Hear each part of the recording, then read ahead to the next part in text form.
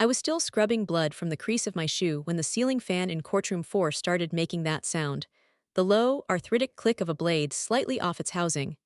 I'd been staring at my hands for 10 minutes, trying to remember how to breathe, when my half-brother stood up, pointed one manicured finger across the aisle, and said into the quiet room, "She's a liar. My father never had another daughter." The judge turned toward me slowly. A reporter's pen scratched somewhere behind my shoulder. The room smelled like damp wool coats and coffee that had been burning on a hot plate since morning. Then the old man beside me, the dying admiral, the one all of Annapolis had once straightened their backs for, lifted his trembling hand from the armrest. And in a voice barely above a whisper, he said 3 words that drained the color from Richard Whitmore's face. "She has Caroline's eyes." That was the moment the truth finally had teeth. But none of us started there. 3 months earlier, on a rainy Thursday in October, I was cleaning someone else's blood off my shoes in the staff bathroom of St. Agnes Hospital in Baltimore. I was 42 years old, divorced, no children, night shift ER nurse for going on 15 years. I lived alone in a brick townhouse outside Towson with a golden retriever named Gus, a stack of unopened utility bills I'd arranged in order of urgency, and a life that was, I told myself regularly, exactly as much as I needed. That night had been a bruiser. 2 highway accidents in under an hour. A teenager found blue-lipped in the parking structure, a bag of something still tucked in his hoodie pocket. An elderly man with a cardiac event who kept apologizing to every nurse who touched him, like chest pain, was an inconvenience he was inflicting on us personally. I liked him immediately.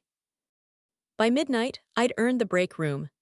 I sat down with stale coffee and half a turkey sandwich, and the particular silence of people who work among emergencies, and have learned not to speak until they have to. My cell phone rang. Unknown number, I almost let it go. On the 4th ring, I answered the way I always do when I'm exhausted, last name first, already slightly hostile. Carter. "Miss Carter," the voice was calm, unhurried, military I thought before he even said it. "My name is Lieutenant Commander James Holloway. I'm calling on behalf of the Navy JAG Corps." Wrong number. I was already setting the phone face down. "I don't believe I am, ma'am." Something in his certainty made me stop. "Admiral Daniel Whitmore is dying," he said. "He's asked us to find you. He'd like to meet before he runs out of time." I laughed. The sound surprised me, sharp, involuntary, the kind of laugh that comes out when something is too ridiculous for a normal reaction. "I think there's been some confusion. My parents died when I was 6. "Yes," a pause. "I understand why you believe that." The break room kept moving around me. Footsteps down the hallway, someone calling for respiratory, a monitor cycling through its rhythm 2 doors down. But the world had gone slightly muffled, the way it does when your body decides something important is happening before your mind catches up. "I don't know who this is," I said carefully. "I don't know who put you up to this, but I'm not interested." "Miss Carter, don't call this number again." I hung up, set the phone down, stared at the vending machine across the room for a long time without seeing any of it. My hands were shaking. "It's a scam," I told myself. "Wrong Emily Carter. Someone running an inheritance angle on a sick old man." But here's what nobody tells you about growing up in foster care. You never entirely stop waiting for the other shoe. Somewhere underneath all the armor you build, the competence, the independence, the whole "I don't need anyone" architecture, there lives a 6-year-old who never got an explanation. Who spent years in other people's houses wondering not why nobody came back, but what was wrong with her that made leaving so easy. I had buried that child deep. I was furious at her for stirring now. The phone buzzed 3 times before I reached my car. 3 missed calls. Same number. I sat behind the wheel in the parking garage while rain hammered the concrete overhead and thought about the kind of woman I wanted to be. Then I called back. Holloway answered before the 2nd ring, like he'd been standing beside the phone, knowing. "I'm listening," I said, "that's all." He spoke for 20 minutes while I sat with the engine off and the rain doing its work on the roof above me. Admiral Daniel Whitmore, retired, former commander Atlantic Fleet, widower, 1 surviving son, Congestive heart failure, stage 4. 6 months, maybe less, possibly much less. And for the past 8 months, Holloway said quietly, carefully, like a man carrying fragile cargo, the Admiral had been searching for me. How? He reopened sealed family records. Old court documents. Whose family? A beat, yours, Miss Carter. I pressed my forehead against the steering wheel. Outside, rain turned the parking garage lights into long silver smears against the asphalt. He believes he's your father, Holloway said. He's wrong. He may not be. I should have driven home. I should have poured a glass of wine and watched television and gone to bed, and treated this like the elaborate mistake it almost certainly was. Instead, I asked for an address. The Whitmore estate sat on several acres south of Annapolis, overlooking the Chesapeake Bay. I drove out the next afternoon having slept approximately 3 hours and rehearsed a short, firm speech. You have the wrong person. I don't know what you want from me. Leave me alone. The house swallowed my rehearsal the moment it came into view. White columns, brick pathways, American flags flanking the entrance, hanging slightly damp from the morning's rain. The kind of money that doesn't announce itself, it just is, the way weather is, the way gravity is. You can feel it in the weight of the air. A housekeeper opened the front door before I knocked. She was in her 60s, gray-haired, eyes that had seen a great deal and retained everything. You must be Emily, she said. Not Miss Carter, Emily. That unsettled me more than the house did. The interior smelled like lemon oil and old paper and flowers past their peak. Portraits lined the hallways, naval uniforms, formal photographs, generations of people who knew exactly where they belonged in the world. I walked through the middle of it feeling like a word in the wrong sentence. Holloway met me at the staircase. 50s, kind-eyed, carrying the particular exhaustion of a man who has been managing someone else's grief for a very long time. Thank you for coming, he said. I haven't agreed to anything. He nodded like that was fair. The bedroom door upstairs was open halfway. The room beyond it was quiet except for the soft rhythm of medical equipment and wind pressing against tall windows. I pushed the door open. He was propped against pillows in a hospital bed positioned to face the water. White hair. A face stripped down by illness to its essential structure. His hands lay still against the blanket, a sailor's hands, blunt and weathered. Then he opened his eyes and I stopped. Because they were my eyes. Same shape, same color, same strange dark ring around the iris that I'd spent 42 years assuming was simply mine. He stared at me the way people stare when they've been holding something underwater for decades, and finally let it surface. His mouth moved once before any sound came out. My God, he whispered. I couldn't speak. The room felt like it was listing slightly to one side, the way it does just before a fever breaks. Then he said, You look just like your mother. A smarter woman might have walked out. Instead, I moved toward the nightstand, because there was a photograph on it, silver frame, slightly tarnished, and something about it had snagged the peripheral vision I use when I'm trying not to look at something directly. A younger version of the man in the bed, standing beside a dark-haired woman who was laughing at whoever held the camera. Between them, a small girl in a red raincoat, dark curls, missing front tooth, eyes that were, unmistakably, the eyes I'd been looking at in mirrors my entire life. The child was 5, maybe. The photograph was dated on the back in faded blue ink, August 1983. My foster care records started in November 1983. I had childhood photos. I had always had childhood photos, a few faded things the county gave me when I aged out of the system. I had simply never thought carefully about when they began. I thought carefully now. Daniel Whitmore was watching me with the terrified stillness of a man who has been waiting for something breakable to fall. Emily, he said softly. Don't, the word came out sharper than I intended. I stepped back from the nightstand. Don't use my name like that. His eyes closed. I know I don't deserve. No, you don't. I folded my arms across my chest, furious and frightened and trying to look like neither. You need to explain this to me. He opened his mouth. Before he could begin, the door opened. The man who walked in was 50 or so, silver at the temples, a suit that hadn't been bought off any rack I'd ever shopped. He stopped when he saw me, and for one unguarded second, the expression on his face told me he already knew exactly who I was. He recovered fast. Rich people usually do.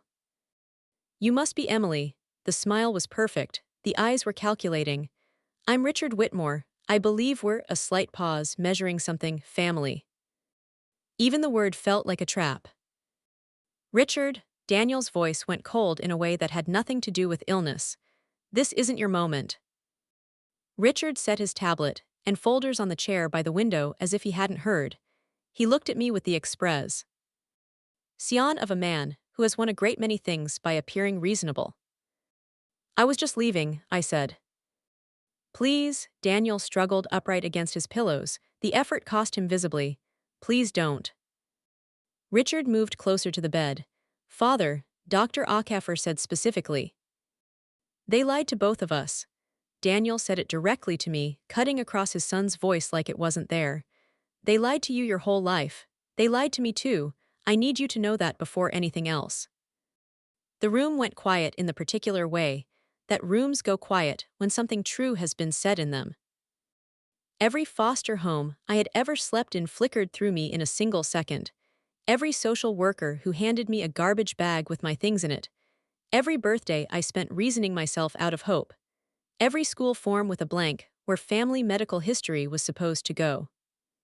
Who lied? I asked. Richard answered first. Smooth, controlled.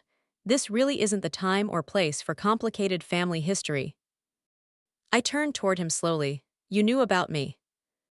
His expression didn't change, which was itself an answer. My father mentioned certain possibilities over the years.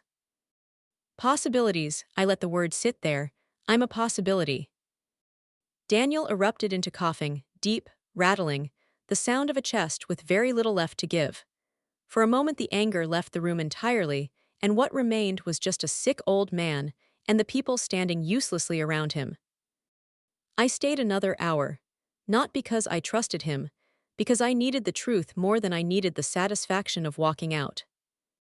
He told me her name, Caroline Bennett Whitmore. He told me she died of ovarian cancer when I was 6. He told me that her father, my maternal grandfather, Charles Bennett, had blamed him for everything her death represented, and that when Daniel came to take me home after the funeral arrangements, I was already gone. Every time I pushed harder, Richard interrupted. Father needs rest. We shouldn't overwhelm her, perhaps tomorrow. By the third interruption, I understood. Richard didn't want me alone with Daniel for 10 consecutive minutes. The question was whether that was about inheritance or something older and uglier than money. When I stood to leave, Daniel looked like a man watching the only exit close. Will you come back? I hesitated too long before answering. Downstairs, Holloway walked me to the door. You knew, I said, it wasn't a question. For a few years, yes. He had the grace to look directly at me when he said it. The Admiral was afraid of legal complications. It delayed things longer than it should have. Legal complications, I stared at him, my childhood. His jaw tightened. Your grandfather was Charles Bennett. The name meant nothing to me that afternoon. It would mean a great deal more very soon. There's one other thing, Holloway said as I stepped onto the porch. The rain had stopped. The bay stretched gray and enormous beyond the tree line. When the Admiral reopened your records 8 months ago, he found something. Sealed court documents. I turned. A custody case, he said carefully. The records indicate your father didn't abandon you, he lost you in court. A pause. There's a difference. I didn't sleep that night. By 4 in the morning, I had every piece of paper from my foster years spread across the kitchen table like crime scene evidence, which, it was slowly occurring to me, is almost exactly what it was. Most of it was incomplete. Pages with missing signatures, medical histories left blank, dates that didn't line up with dates I thought I remembered. Documents from 3 different counties, 4 different caseworkers, none of them with any apparent interest in continuity. At 6 a.m. I found it. My intake form from Baltimore County Children's Services, November 1983. At the top, in typed letters, Emily Bennett Carter. Not Emily Carter, Bennett Carter. And at the bottom, in handwriting that had faded from navy to gray over 40 years, a single line. Family transfer authorized, C. Bennett. My hands shook badly enough that I knocked the folder off the table. I left it on the floor. I had never been an orphan at all. The Baltimore County Records Office smelled like every government building in America, dust and recycled air, and the ghost of burned coffee. A clerk with bifocals and reading glasses on a beaded chain helped me search the archived family court index. She found my name, she frowned. Your file's restricted. What does that mean? She clicked twice more, adjusted her glasses, clicked again. I can't access it from this terminal. It's under a judicial seal. She looked up with the particular expression of an older woman who has learned to recognize pain that's been carried quietly for a long time. Honey, these records were sealed in 1988 by direct court order. 5 years after I disappeared, someone had gone back and locked the door. Can I challenge that? You'd nays. D. An attorney. I drove home through wind that had turned cold overnight, sat in my car in the driveway for several minutes without moving. Then my phone rang. Richard Whitmore. I answered on the first ring, which surprised us both. We should talk privately, he said. Funny, I was just thinking the same thing.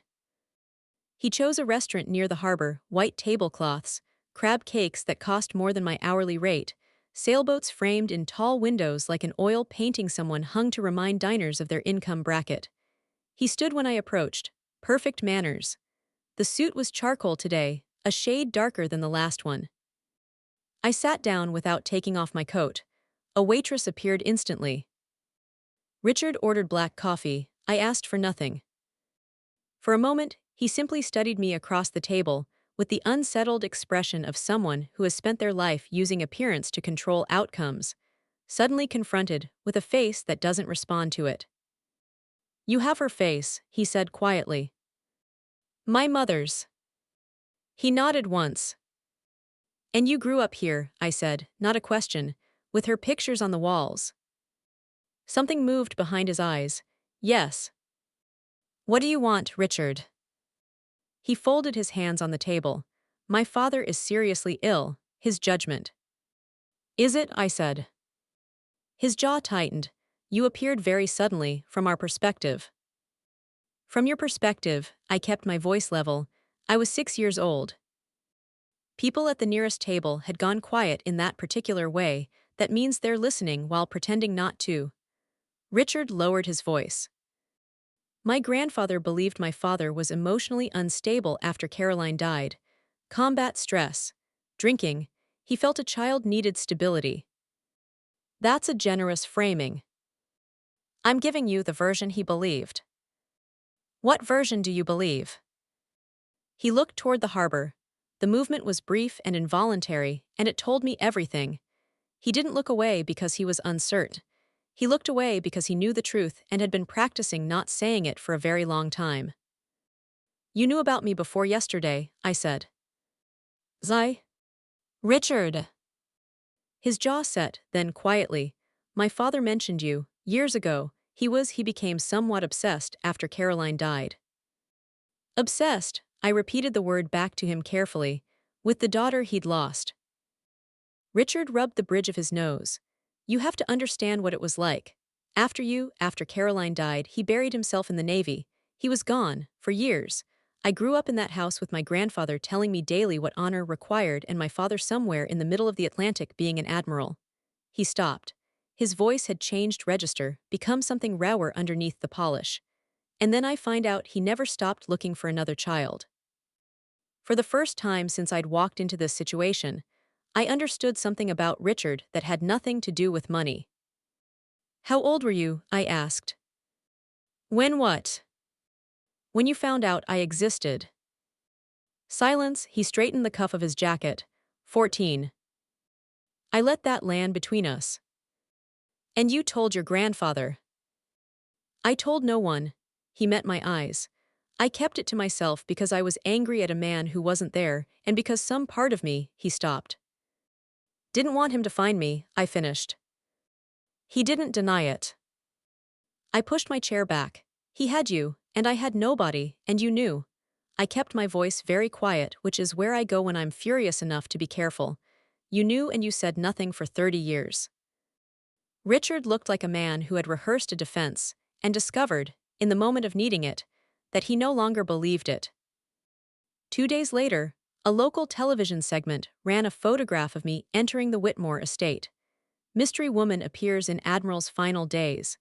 The anchor speculated about estate complications with the cheerful neutrality of someone discussing a traffic delay. My phone ran hot for 6 hours. Colleagues, a reporter, my supervisor Diane, who called twice and left one careful voicemail and one less careful one. I turned the television off and sat at my kitchen table in the dark. Daniel called at 9 that evening. His breathing was shallow, even over the phone, the kind of effort that reminds you a voice costs something. I'm sorry, he said. Richard moved faster than I anticipated. Is that what happened? He's afraid, a pause, a rough exhale. He's been afraid his whole life. I made him that way, and I'm not sure how to fix it. That's not what I want to talk about. I know. I pressed my back against the kitchen wall. Through the window, Gus was visible in the yard, sitting in the dark, monitoring the fence line for something only he could hear. Tell me about her, Caroline. I heard him settle against his pillows. She laughed too loud in church, he said. Every Sunday, without fail, something would strike her as funny and she'd try to swallow it and fail completely. He paused. The me. Nister loved her. Everyone forgave her everything. I closed my eyes. She hated restaurants. Any restaurant with cloth napkins she treated like a personal affront. But she'd drive 40 minutes for a specific crab shack outside Eastport that had plastic chairs and a jukebox that only played 1960s country. Another pause. She collected vinyl records. Motown mostly. She'd sing along while she cooked, and she was, genuinely, not endearingly, a terrible singer. I was crying without having noticed I'd started. She used to hold you up to the kitchen window, he said. When you were very small, she'd say, look at all that water, baby. It goes all the way to everywhere. Neither of us spoke for a while. She sounds real, I finally said. The way you'd say it about someone you'd assumed was a myth. She was, he said simply. She was the most real person I ever knew, and you are so much like her it makes breathing difficult. I found the pink bicycle on my third visit. It was in the corner of Daniel's study, half hidden by a tall bookshelf, a child's bike, the kind with training wheels that had been removed, a white basket mounted to the handlebars now filled with dust, and one desiccated autumn leaf. I stopped in the doorway. You remember it? Daniel asked. No. You used to ride circles through this house, until your mother threatened consequences she never actually followed through on. His eyes went to the bicycle, with the expression of someone looking at a wound that never quite closed. I kept thinking you'd come back for it someday. I didn't have the nerve to move it. I made myself look away, sat down across from him. Holloway set a thick folder on the desk between us. The original custody filings, he said. Copies. I opened it. The psychiatric evaluations came first. Combat-induced instability, volatile temperament, diminished capacity to provide safe environment for a minor child. Signed by a Dr. Harrison Pruitt, whose license I would later discover had been granted and renewed with unusual speed through a licensing board that included 2 of Charles Bennett's former business associates. These are fabricated, I said. Not entirely, Daniel said it without flinching. I was drinking heavily after Caroline. I won't pretend otherwise. That's not the same as dangerous. No, but it made me easy to paint. His voice was steady, matter-of-fact, the tone of a man who has had 40 years to make peace with being ambushed. And Bennett had the brushes. I turned to the judge's signature on the final order. Harold Benton. Holloway leaned forward. Judge Benton retired in 1990, Within 18 months, he joined Bennett Financial Holdings as senior legal counsel. I set the folder down carefully. He was paid. We believe so, yes. I thought about a 6-year-old girl in a red raincoat being handed to a stranger in November, being driven to Baltimore, to Richmond, to Charlotte, to Knoxville, to wherever the next placement was. Being told, at each new house, that she'd stop crying eventually. She had stopped. That was still the worst part. You knew where I was, I said to Daniel. Sometimes, intermittently. He didn't look away. Every time my attorneys filed for custody review, Bennett delayed, reassigned jurisdictions, had records sealed, had my investigators blocked by local police. His hands pressed flat against the desk. I sued 3 times in 15 years, lost all 3. Why didn't you go to the press? Because Bennett threatened to destroy your mother's reputation. He said it simply, without self-defense. Her memory, he had things she'd told him privately, things from her illness that he said he'd make public. The old admiral looked at his hands. He said he'd make her into a cautionary tale instead of a person, and I was a coward about it. I chose her memory over your present. I've never forgiven myself. The door opened. Richard walked in without knocking. His gaze went immediately to the letters in my hands. I had found them in the drawer, dozens of them tied in ribbon, every one returned unopened, Emily's name written in his handwriting on the front. Something crossed Richard's face, not surprise, dread. Father, his voice was clipped, you need to rest. You knew, I said. Richard's eyes moved to mine. The letters, I said, you found them. A long silence. Daniel went very still. I was 14, Richard finally said. You said that before, I stood slowly. You were 14, and then you were 20 and 30 and 45, and every year you made the same choice. I know. My birthday is in March, I said. For 36 of those birthdays, I told myself that nobody was coming, that nobody even remembered. And you. I know, his voice cracked on it. I know. Daniel was looking at his son with an expression I couldn't name, not anger, something beyond anger, the exhausted residue of it. You told me you'd never seen them. I lied, Richard sat due. WN heavily, no performance in it, no careful positioning, just a man who had been carrying something so long his spine had started to show the weight. I hid them because I was angry at you. You'd left, you were always leaving, always on deployment, always somewhere else, and then there were letters to a daughter who didn't live with us. Another child you couldn't stop grieving. He looked at the carpet. I was 14 and jealous, and I told myself I was protecting the family. By the time I was old enough to know better, I'd already done it. The room held very still. She lost everything, Daniel said quietly. Richard looked at me, and in his face, for the first time, I saw something that wasn't strategy or fear or performance. I'm sorry, he said. That's not enough, I know that, but I don't have anything else to offer you. The housekeeper appeared in the doorway with tea, took one look at all 3 of us, set it down quietly, and paused on her way out. I used to pass messages to your father when I could, she said to me. Her voice was steady but her eyes were full. After your grandfather fired anyone who mentioned your name, I'd find ways to let the Admiral know where you were. I wasn't always able. I wish I'd been braver. She looked at me without looking away. I'm very glad you're here. She'd worked in this house for 41 years, long enough to watch a family consume itself. Daniel pressed a hand to his chest then, suddenly. The monitors nearby shifted pitch. Holloway moved fast. I stood frozen in the center of the room while medics came through the door and Daniel looked at me across the chaos with one expression.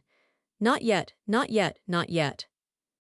The courtroom in Annapolis smelled like rain-soaked wool and lemon floor wax. I remember that more clearly than I remember the cameras outside, more clearly than the reporters calling my name, more clearly than almost anything except the elderly bailiff who offered me a paper cup of coffee because my hands were shaking badly enough to be visible across the room. You all right, ma'am? He asked. Yes, I said. We both knew I was lying. He refilled the cup anyway.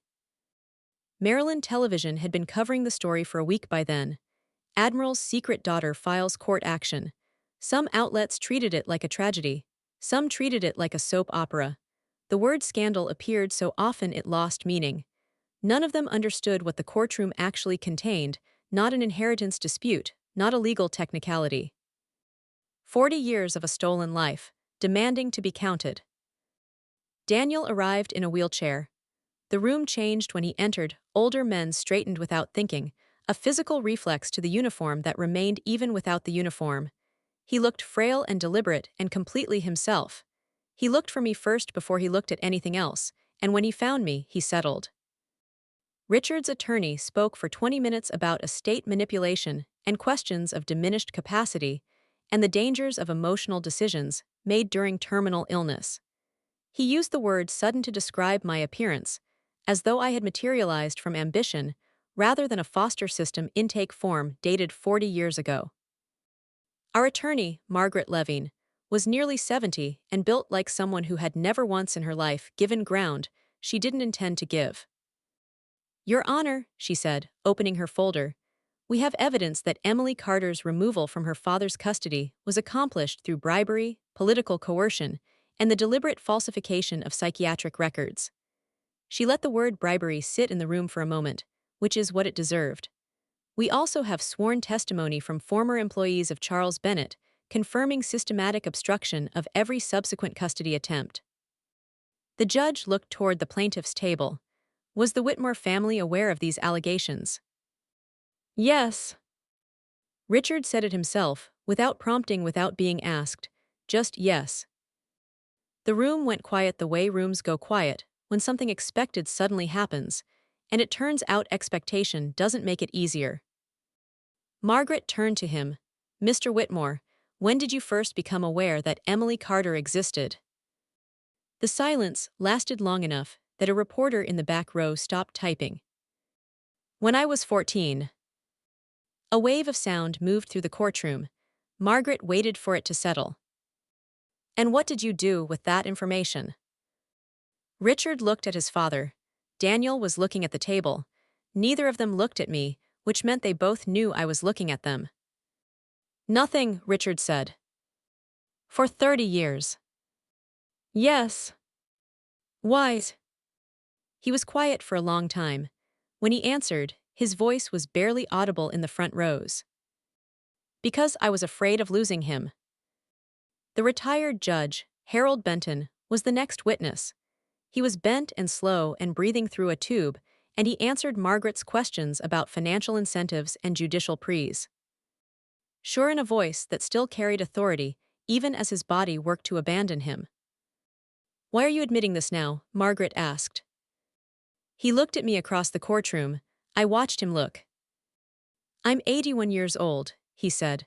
"I've had 40 years to think about what I did to that little girl." When Daniel asked to address the court, the judge hesitated. Then he allowed it. Daniel struggled to lift his head.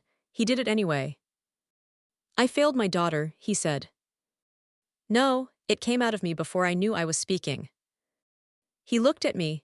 His eyes were red and his voice was nearly gone, but he kept it steady.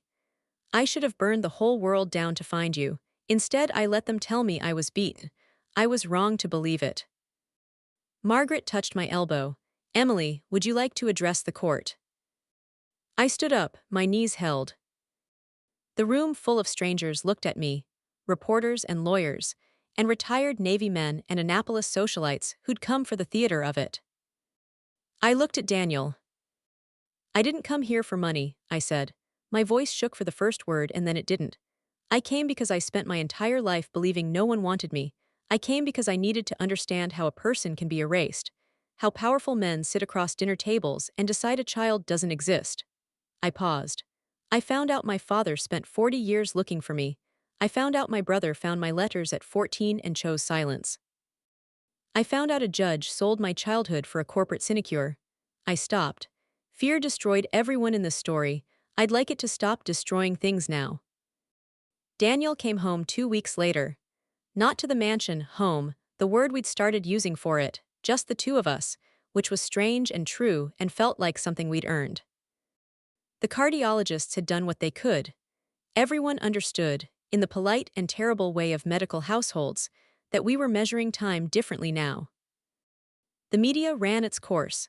editorials about family court corruption, veterans organizations issuing statements, old Maryland names going quiet when their phones rang. Charles Bennett had been dead for nearly a decade, but reputations, it turns out, don't require their owners to still be breathing. I stopped watching the coverage. None of it was the thing. The thing was, mornings helping Daniel with his medications, while Gus pressed his enormous golden head against the Admiral's knee and refused to move. Afternoons going through old photographs, me asking questions, Daniel answering them with his eyes closed like he was reading from something written on the inside of his eyelids. Evenings on the porch while the Chesapeake went gray, and then dark, and the birds did whatever birds do when the light leaves. One afternoon I found him in the kitchen, bewildered, in front of a blackened skillet. The smoke alarm was chirping. There was a piece of bread that had achieved the color and consistency of charcoal. I laughed so suddenly it startled us both. "Your mother," he said, surveying the disaster with genuine puzzlement, "always said I was hopeless in kitchens." She was right. I took the skillet from him. "Sit down." He sat at the kitchen table and watched me make grilled cheese sandwiches, while afternoon light came through the window, and Gus relocated from the doorway to directly under Daniel's chair. After a while he asked, "Do you hate me?" I kept my eyes on the pan. "I hated the idea of you for a long time. And now?" I thought about it honestly, the way he deserved. "Now I think I hate what happened to us more than I hate you." I put his plate down in front of him. "I think that's the best I can do right now." Tears moved down his face. He looked at his sandwich. "That's more than I expected," he said quietly. "That's more than I deserve." We ate burned grilled cheese while gulls called somewhere over the water. Gus shifted under the table. The afternoon light moved. It was ordinary. It was the most ordinary thing. It healed more than the courtroom ever had. We visited Caroline's grave on a Tuesday. Cold October morning, leaves coming down in no hurry. Her headstone stood under a maple tree in a small churchyard outside Annapolis. The stone was simple. Her name, her dates, one line beneath. She made everything brighter. Daniel walked slowly with his cane.